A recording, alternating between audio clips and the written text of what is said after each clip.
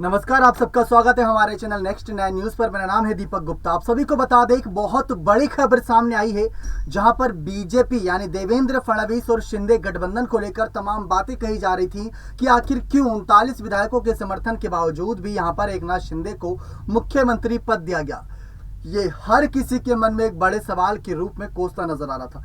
लेकिन इसके बाद कुछ कड़वी हकीकत, कुछ बड़ी हकीकत यहां पर विपक्ष बता रहा था, यानी कि उद्धव ठाकरे का गुट जो पक्ष में रहा करता था कुछ महीने पहले, लेकिन महाविकास अघाड़ी सरकार गिरने के बाद यहां पर विपक्ष पर निशाना साधा गया, पक्ष पर निशाना साधा गया। लेकिन उद्धव ठाकरे ने साफ कहा था कि अभी एकनाथ शिंदे को बहुत बड़े बड़े लालच दिए जा रहे हैं, लेकिन बाद में यही लालच उनको बहुत महंगे पड़ते नजर आएंगे। और जो शिंदे को सीएम पद दिया गया है उसके पीछे की भी हकीकत पता चलेगी कि बीजेपी ने उनके साथ ऐसा क्यों किया था। दरअसल ये सारी बातें रखी जा रही हैं, लेकिन इन सब बातों के बीच यहाँ पर तमाम खुलासे करना चाहेंगे, तमाम बयान बताना चाहेंगे जो कि फडणवीस की सीएम पद पर वापसी को लेकर इशारा कर रहे हैं। जी हाँ, आपको बता दें कि फिर से महाराष्ट्र में जब चुनाव होगा तो क्या देवेंद्र फडणवीस विधानसभा चुनाव में बाजी मारते नजर आएंगे? क्या देवेंद्र फडणवीस की सीएम पद पर वापसी होते हुए देखने को मिलेगी? क्या डिप्टी सीएम पद स्वीकार करने वाले देवेंद्र फडणवीस अपने लिए स्टैंड लेते नजर आएंगे? क्योंकि पहले भी देवेंद्र फडणवीस की नाराजगी की खबरें सामने आई थी, क्योंकि वो नहीं चाहते थे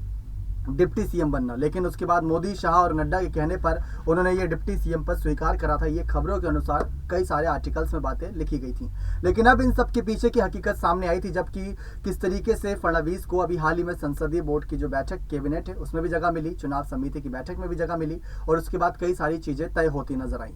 तो ये सारे हालात, ये सारे कहीं ना कहीं दस्तावेज इस बात को और इशारा कर रहे थे कि किस तरीके से देश की राजनीति में बदलाव हो रहे हैं। लेकिन बात करें महाराष्ट्र की राजनीति की, तो फडणवीस को लेकर तमाम बातें कही जा रही हैं। यहाँ पर कुछ खास खबरें सामने आई जो बताना चाहेंगे आप सभी को कि पिछले हफ्ते बुल्ढाणा में पार्टी कार्यकर्ताओं के साथ एक अन्य कार्यक्रम में बावनकुले ने, जी हाँ, बावनकुले ने घोषणा की कि बुल्ढाणा का अगला सांसद भाजपा से होगा। और उनका यह भी कहना था कि एक तरह से बुल्ढाणा के शिवसेना सांसद प्रताप राव जाधव, जो शिंदे गुट में शामिल होने वाले पार्टी के 12 सांसदों में से एक हैं, के लिए स्पष्ट झिड़की की तरह था। इसके साथ साथ उन्होंने फडणवीस पर जो बातें कही वो भी सुनने लायक हैं। इसके बाद बावनकुले ने अकोला में एक बार फिर से विवादास्पद बयान देते हुए कहा कि महाराष्ट्र के उप मुख्यमंत्री देवेंद्र फडणवीस राज्य को विकास के पथ पर ले जाने वाले कहीं ना कहीं एक बहुत ही इंपॉर्टेंट नेता, यानी कि बहुत ही दूरदृष्टि रखने वाले जरूरी नेता हैं और नेतृत्व क्षमताओं के गुणों वाले एकमात्र व्यक्ति हैं। उन्होंने कहा है कि फडणवीस की शिवसेना भाजपा गठबंधन का प्रतिनिधित्व करने वाले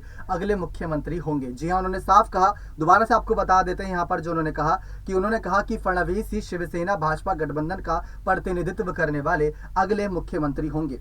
शिवसेना के 3 वरिष्ठ नेताओं ने मीडिया से बताया कि बावनकुले की इस टिप्पणी ने शिंदे खेमे में बेचैनी पैदा कर दी है। कुछ नेताओं ने इसे मुख्यमंत्री के सामने भी उठाया, जिन्होंने बाद में फडणवीस को उनकी नाराजगी के बारे में अवगत कराया। हालांकि दोनों पक्ष के नेताओं ने इस मुद्दे को ये कहते हुए खास तवज्जो नहीं दी कि बावनकुले केवल पार्टी के कैडर को लामबंद करने की कोशिश कर रहे थे। वे भाजपा प्रदेश अध्यक्ष ने प्रिंट के फोन कॉल्स और टेक्स्ट मैसेज का भी जवाब नहीं दिया।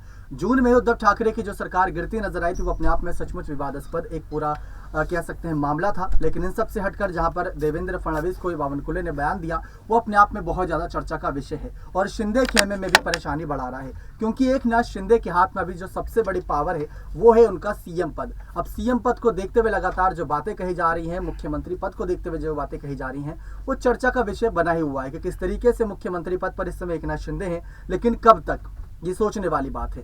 क्या उस पर देवेंद्र फडणवीस भी अपनी दावेदारी करेंगे? क्योंकि बीजेपी और शिवसेना दोनों अलग अलग पार्टी हैं, ये सोचने की जरूरत है। और इस समय जो सरकार बनी हुई है वो शिवसेना और बीजेपी के गठबंधन से बनी हुई है, यानी कि समर्थन की ये सरकार है। अगर बीजेपी ने ये फैसला ले लिया कि वो अकेले चुनाव लड़ना चाहेंगे विधानसभा में, तो शिंदे गुट क्या कर सकता है? कुछ नहीं कर सकता वहां पर, सिर्फ विनती सिफारिश के अलावा। जैसे कि उद्धव ठाकरे बागी विधायकों से विनती सिफारिश करते नजर आए थे कि आप ये खेमा छोड़कर ना जाओ। तो ये सारी तमाम बातें जब निकल कर सामने आई, इन सब में कहीं ना कहीं तमाम बातें भी जोड़ी गई।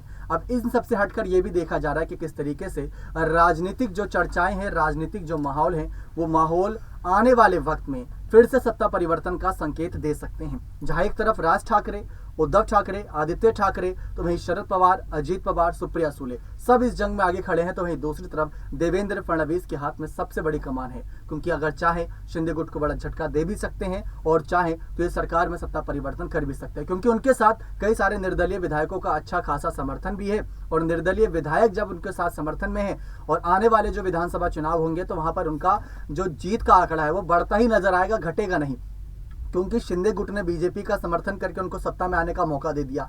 कुछ बड़े विभाग यहां पर देवेंद्र फडणवीस को मिलते नजर आए, जिससे जमीनी स्तर पर सीधा जनता से जुड़े रहेंगे। तो सीएम पद पर लगातार वापसी को लेकर कयास लगाए जा रहे हैं कि क्या देवेंद्र फडणवीस वापस कभी क्या सीएम पद पर अपनी वापसी कर पाएंगे या नहीं कर पाएंगे। ये सोचने योग्य बात है। लेकिन आपको बता दें किस तरीके से भाजपा को शिवसेना का इस्तेमाल करके उसको फेंकने की अनुमति नहीं है, ये बात भी निकल कर सामने आई। ये बयान सुनेंगे तो आप समझेंगे। इस बीच शिंदे खेमे के अडुसल ने कहा कि बावनकुले राज्य भाजपा अध्यक्ष के रूप में नए हो सकते हैं, लेकिन उन्हें यह नहीं भूलना चाहिए कि उनकी पार्टी आज शिंदे के नेतृत्व वाली शिवसेना के कारण ही सत्ता में है।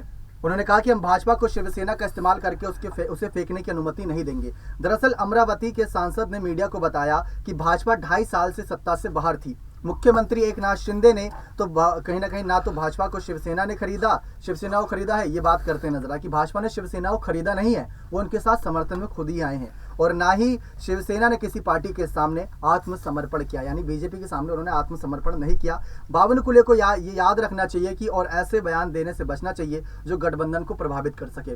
हर गठबंधन में थोड़ी बहुत ऊंच नीच होती है, हर गठबंधन में थोड़ी बहुत विवादास्पद बातें भी होती हैं, लेकिन सोचने योग्य ये बातें हैं कि जो ये बातें होती हैं ये पार्टी को कितना अंदरूनी रूप से तोड़ती है। जैसा कि पहले महाविकास अघाड़ी सरकार में कांग्रेस, एनसीपी और शिवसेना में होती थी, जिससे शिवसेना के कई सारे नेता ये कहते थे कि एनसीपी और कांग्रेस उनको जमीनी स्तर पर कमजोर कर रही है, खोखला कर रही है पार्टी को। लेकिन उद्धव ठाकरे बचना चाहते थे, क्योंकि वो गठबंधन के साथ जाना चाहते थे। इसी वजह से फडणवीस और शिंदे इस मामले पर खुलकर बातें नहीं रख रहे। साल 1999 से 2019 तक लोकसभा में अमरावती का प्रतिनिधित्व शिवसेना द्वारा ही किया गया था, जिसके बाद नवनीत राणा ने निर्दलीय उम्मीदवार के रूप में इसे अडसुल से छीन लिया था। और अपने राजनीतिक उत्थान के बाद नवनीत कौर ने, उनके पति ने, अपनी निष्ठा भाजपा के पक्ष में कर दी थी। ये सारी बातें निकलकर सामने आई, लेकिन गठबंधन पर फर्क नहीं पड़ना चाहिए, ये बात अब यहाँ पर शिंदे गुट के मंत्री और बीजेपी के मंत्री भी कहते नजर आ रहे हैं, क्योंकि अभी तक ये सरकार बहुत सही चल रही है। बीएमसी चुनाव नजदीक है।